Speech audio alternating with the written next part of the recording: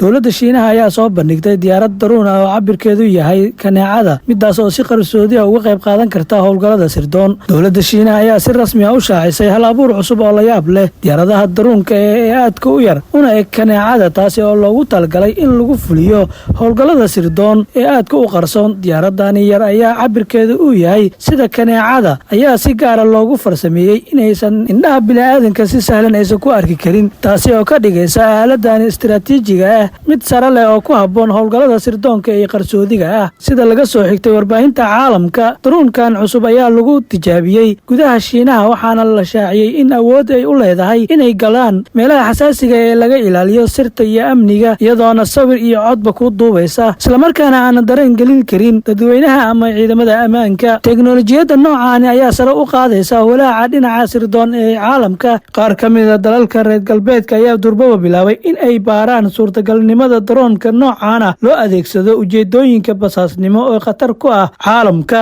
Warbixintan ayaa waxay tilmaamaysaa in daruunkani uu ku matalayo horumarka aadka u weyn ee dhinaca tiknoolajiyadda, islamarkaana ay muujinayso sida ay usii kobcinayso awoodda Shiinaha ee la xiriirta qalabka casriga ee loo adeegsado sirdoonka iyo militariga.